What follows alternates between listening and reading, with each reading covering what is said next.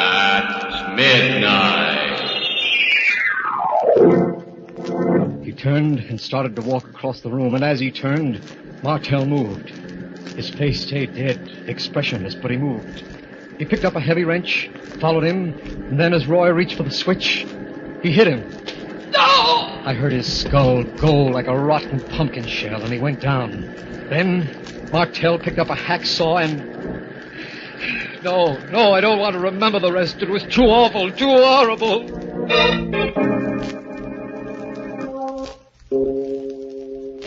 Midnight, the witching hour when the night is darkest. Our fears the strongest, and our strength at its lowest ebb. Midnight, when the graves gape open and death strikes. How? You'll learn the answer in just a minute in Terror Out of Space. And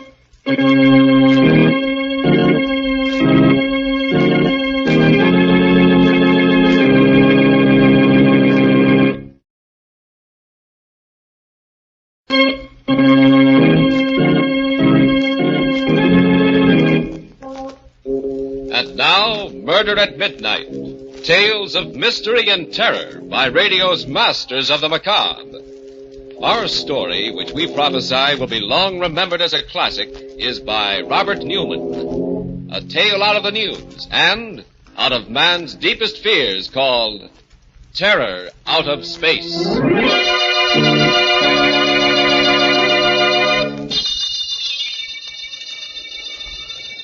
Larkin! John! Can you hear me? Can you hear me? You've got to hear me. I haven't got much time. They'll be coming back in a few minutes, and... John! Try and get this. Try and remember. I sat up in bed, straining my ears, listening. The surf was rolling and pounding on the beach at the foot of the cliff. One of the dynamos was purring away next door in the experimentation shack. And that was all. Had I really heard anything, or had I just imagined it, dreamed it? I didn't know. All I knew was that I was in a cold sweat, shivering even though it was a hot summer's night. But that wasn't surprising after what had happened. Just what had happened. Maybe I could get it all straight, fill in the gaps that had been bothering me if I went back over it again from the beginning. I hadn't wanted to before this. I'd fought against even thinking about it. But now it was as if something was making me think about it. That's right, John. Start way back, in the beginning. Then maybe you will remember. You've got to. You've got to. When was the beginning? When they assigned me here, I guess. Miles from anywhere on the Jersey coast. I knew it was some kind of hush-hush project, and I'd been in the Army long enough not to ask questions.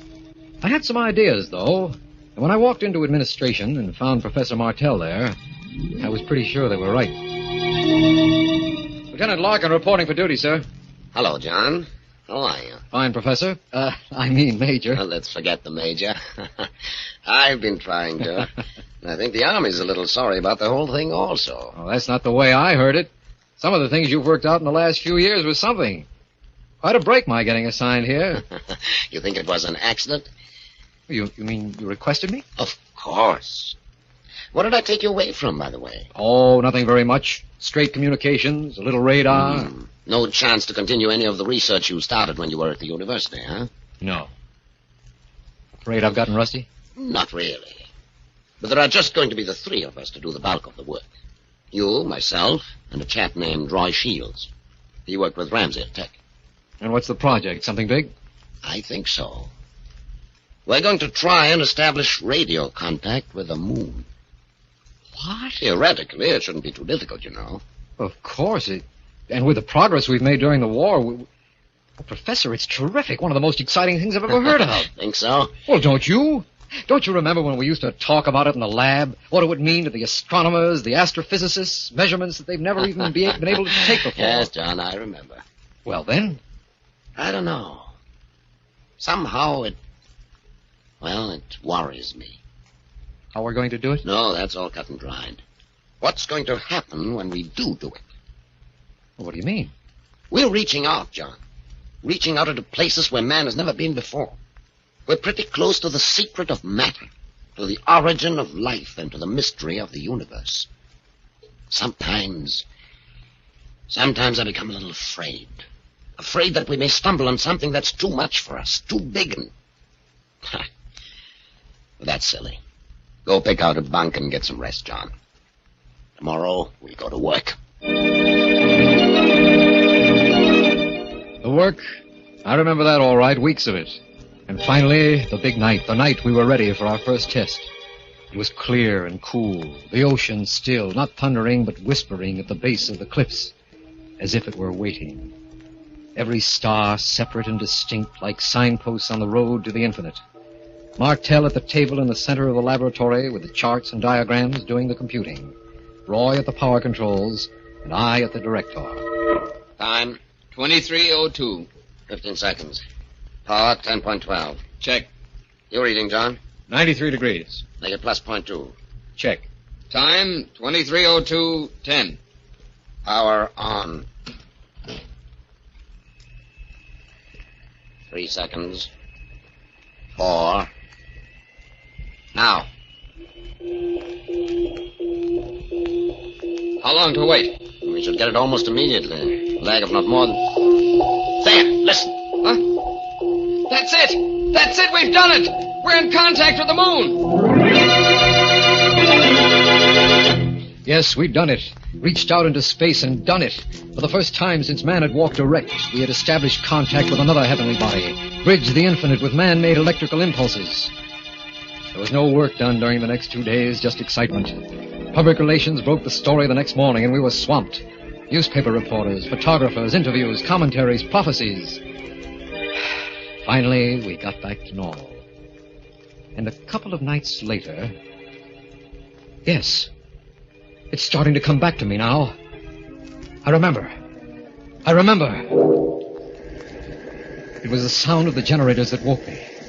I looked at my watch, almost midnight. Roy was asleep in his bunk, and I didn't wake him. I padded out along the duckboards to the laboratory. The lights were on. I went in, and there was Professor Martel. He was sitting at the control table, and he was funny. His eyes were open, but he didn't seem to see me. I said, "Hello, Professor." He didn't move. Didn't answer. I took a quick look at the control board, and the frequency had been changed. A little uneasy, I tried again. "Professor, what are you doing?" And then something very strange happened. Half of him came alive. His right side first. His right eye lighting up, while his left eye stayed dead. His right hand twitched, while his left one remained stiff. It was just for a fraction of a second. Then... What? Oh. Hello, John. Hello, Professor. Anything the matter? Matter? What am I doing in here? I don't know, sir. I heard the generators go on, and I came in and found you here. Strange. Very strange. I went to bed about 10:30. Ever walked in your sleep before? No, not that I know of. Of course, I haven't been sleeping too well lately. Very disturbing dream. Did you change the transmitter frequency that way? No, sir. You must have done it yourself in your sleep. Funny. That would make it more of a carrier instead of a transmitter wave. Shall I shift it back? No, leave it. I'd like to take a look again in the morning. Do some thinking about it. The next morning, somehow, neither of us mentioned it. I can't be sure now whether we didn't remember or just didn't think it was important. But that night... Yes, it was that night that we discovered what it meant. That we knew. It was the sound of the generators that woke me again. I looked at my watch a few minutes before midnight. And it was then that I noticed that Roy wasn't in his bunk. I lay there. And for some reason I was terrified, trembling. There was something in the air, a feeling of menace that... I made myself get up. Slipped on a pair of sneakers and went out along the ductwalk to the laboratory. The lights were on again. I didn't go in this time, but I looked in the window. There was Roy, and there was Professor Martell again. He was sitting at the control table with that sane, dead look on his face. And Roy was standing in front of him and talking to him. I could hear him through the window. What is it, sir? What's going on? Is anything the matter? Sleep. Walking in his sleep. I better get Larkin and... I can't leave the generator on, though. Gotta shut that off first. He turned and started to walk across the room toward the master switch. And as he turned, Martell moved. His face stayed dead, expressionless, but he moved. He got up without a sound, took a heavy wrench from the work table, and followed Roy. And then, just as Roy put out his hand to throw the switch, he hit him.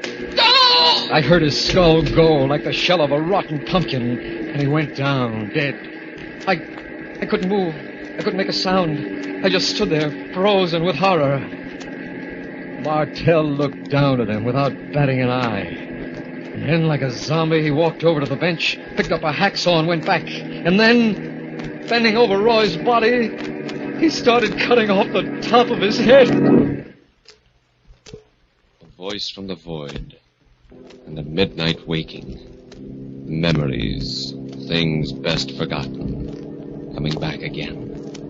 Memories of the terror that came out of space and of... Murder at midnight.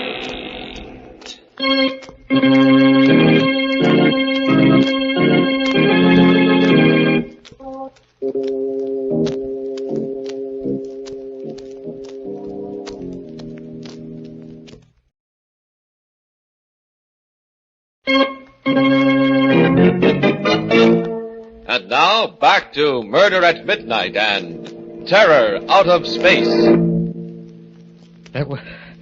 That's all I remember then. When Professor Martell bent over Roy's body with a hacksaw in his hand, I must have fainted. When I opened my eyes, I was lying on the sand outside the shack, and there was Martell bending over me. No, Professor, no, don't! Why, Don't! John, what's the matter? Leave me alone. Don't come near me. Don't touch me. I saw what you did in there. And where? When? Just now in the shack to Roy. Aren't you well either, John? What do you mean? I just came up here from the cottage. I had a bad dream. I've been having quite a few of them lately, and I woke up with a very annoying headache. I came out to take a walk, get some air. I found you lying But there. I'm telling you, I saw you. I saw you in there with Roy and... And what? Well, I don't even want to think about it. But you killed him. Killed him? Huh. Let's go back to the bunkhouse, John. Take a look. The bunkhouse? Yes, when you see that Roy is where we should be, in bed, maybe it'll convince you that you either dreamed or imagined the whole thing. He led the way to the bunkhouse, and I followed. Still shaken, but starting to feel a little foolish. This was the Professor Martell I had studied under, known for years, the man who wouldn't hurt a fly. We went into the bunkhouse, and Roy's bed was empty. He wasn't there. Martell gave me a funny look and started calling. Roy! Roy, where are you? Roy! Without a word, we hurried back to the laboratory, and there was no sign of him there either. Nothing. Wait, he must have gone out for a walk too, Professor, or maybe jeeped into town. If it was true, there'd be something here. His body, blood. There, John. Well, right there, in front of the switch. But there's nothing. No. Except that it looks as if this floor was just scrubbed. The floor... What?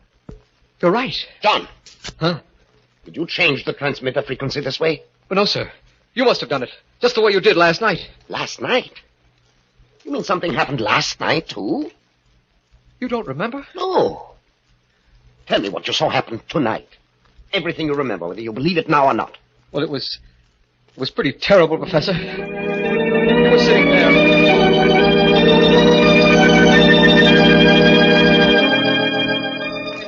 And then, as quietly as if he were a laboratory specimen, you took a hacksaw and started to cut off the top of his head. Merciful heavens. Talking to you now, I know the whole thing's mad, impossible, but... Yes, mad, impossible, but... You mean it could have happened some way without your knowing it? Sit down, John. Relax. Tell me what you know about the moon. The moon is a satellite, stellar body, probably formed by our sun in an encounter with some other stellar body. Yes, probably formed at the same time as the Earth. But it may very well have supported life long before there was life here. Life? But we know what its atmosphere Yes, is. we know what it is now. But how do we know what it was several million years ago? Just suppose, that there was life there millions of years ago. Life that reached a level of development we cannot even imagine. Suppose it died out as a form of life that we could recognize, but remained in a form that is eternal. What do you mean? In the form of electrical energy. We know that thought is an electrical process. An electrocephalograph will give a definite reading when a man is thinking. Yes. Suppose intelligences continue to exist on the moon in the form of complex electric charges. And suppose a channel is suddenly opened between the moon and some other planet. The beams we sent out are our radar beams. You mean they could come down the beam, take hold of someone, you, and make you... I'm supposing, John, hypothesizing. But the fact is that the transmitter was set at carrier frequency, and none of us did it consciously. Of course, even if it's true, we have no way of knowing whether these entities are dangerous, malevolent, or not. No way of knowing, but they killed. They made you kill Roy. Because he was going to shut off the transmitter, cut off contact with the place they came from. As for the rest, well, they would be intensely curious about the human body, particularly the brain. They would want to examine it, analyze it. Good Lord, Professor, do you realize what you're saying? The taking over of a person's body? Yes, John, I do realize what I'm saying. Well, I don't believe it myself. Have you a gun? Why, yes. Yes, I never carry it. Well, start carrying it. And if you notice me doing anything strange, incomprehensible, don't hesitate. Shoot. I didn't sleep that night. I remember that now. And I was convinced that I would never sleep again. Because it was there then, the moon. It was there all the time, of course, day and night. But it was during the night, when I was asleep, that it would be easiest for them, that they might try and... No, I can't think about it. I won't, even now.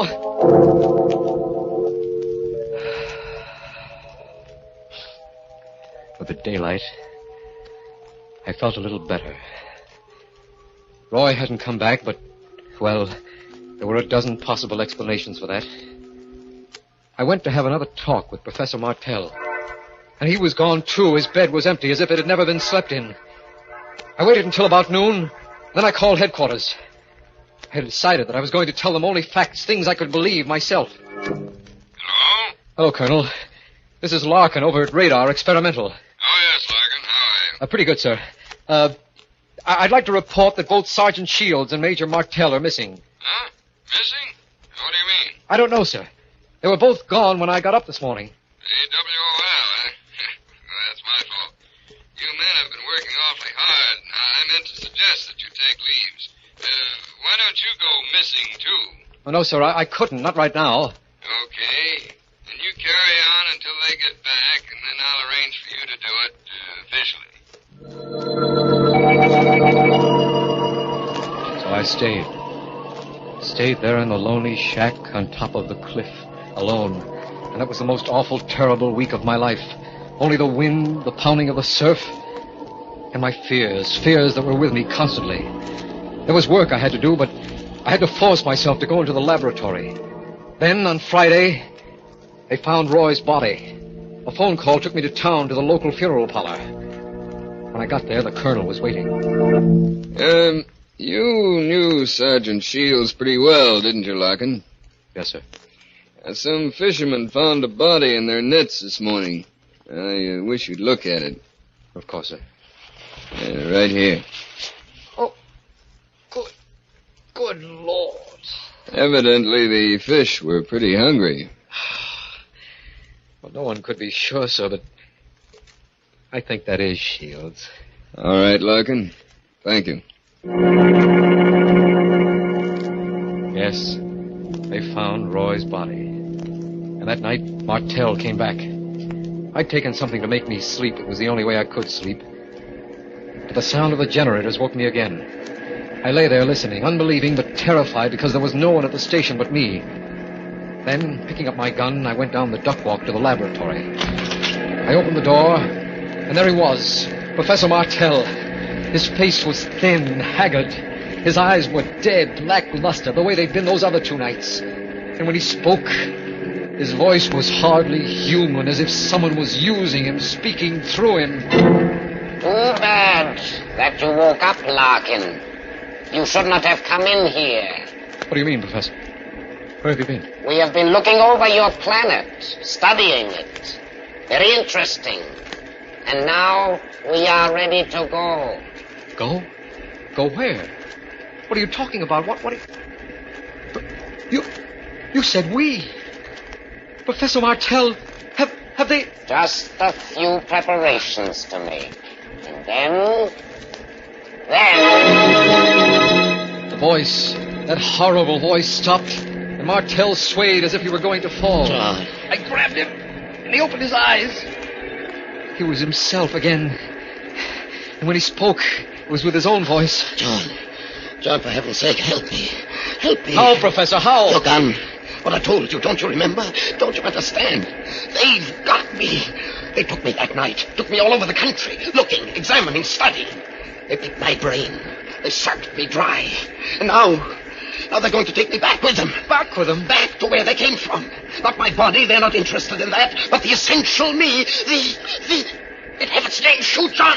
Shoot and... And now we are ready. They had him again. As your friend told you, we are taking him with us. But you will not remember. You will remember nothing, do you understand? Because someday we may come back. I stood there, frozen, still holding on to Martell. Like a sleepwalker with superhuman strength, he pushed me away. I staggered back against the wall. Stiffly and mechanically, he walked to the door, opened it, and went out. The surf was thundering, the wind blowing. Straight to the edge of the cliff he walked, and then went over. But before he fell, he seemed almost to hover for a moment, as if something in him was going not down, but up. Now do you remember, John? Now do you remember? You've got to remember. You've got to. I tricked them, fooled them. That's how I was able to get through to you. But they'll be coming for me any minute, and... John, you've got to do something. You've got to. It's true, they do exist. And they've got me here. They may be coming back again for others. John, they're coming! They're coming! Do something! Do... When I woke up about a half hour ago, I found this all written out on the pad I keep next to my bed. Written out in my own handwriting, but a little scrawled and jerky, as if my hand wasn't quite steady. Some of it I remember. Other parts, like Roy's murder, Professor Martell's suicide, I don't recall at all. Either I'm mad, completely mad, or... No, I can't think about it. I mustn't. Anyway, if I showed this to anyone, the world would think I'm mad. So now I'm going to burn it. Burn it up completely. White and shaking, John Larkin tears the scrawled pages from his notebook, crumples them into an ashtray, and puts a match to them. And thus there disappears into ashes the only remaining evidence of the terror from out of space and of murder at midnight.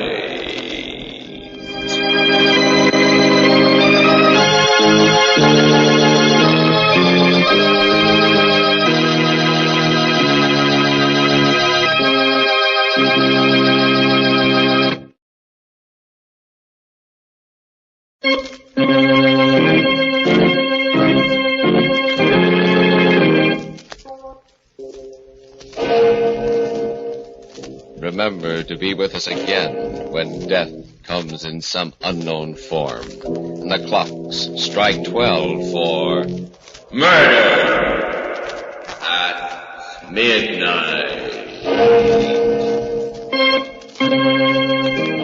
The part of John Larkin was played by George Petrie, and Peter Capell was Professor Martell. With music by Charles Paul, Murder at Midnight was directed by Anton M. Leader.